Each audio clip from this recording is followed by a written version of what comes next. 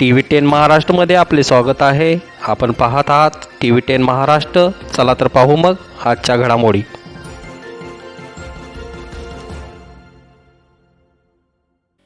सांगली जिल्ह्यातील अंगणवाडीच्या चाव्या ताब्यात घ्या अशा सूचना एकात्मिक बाल विकास सेवा योजनेच्या आयुक्त रुबल अग्रवाल यांनी जिल्हा प्रशासनाला दिल्या आहेत.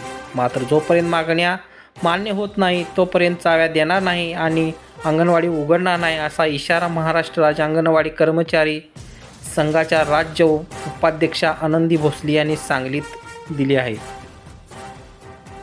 अंगणवाडी सेविका व मदतनीसांच्या मानधनात भरघोस वाढ करा. शासकीय कर्मचारी म्हणून कर्मचाऱ्यांची घोषणा करून वेतनसरणी भविष्य निर्वाह निधीचा लाभ घ्यावा. सेविकांना दरमहा 26,000 रुपये आणि मदतनीसांना 20,000 रुपये द्यावे. मिनी अंगणवाडीचे रूपांतर मोठ्या अंगणवाडीत करावे. प्राथमिक शाळेनुसार रजा सुट्टी द्यावी अशा मागणी करत आहेत. प्रतिनिधी TV10 महाराष्ट्र सम्राट.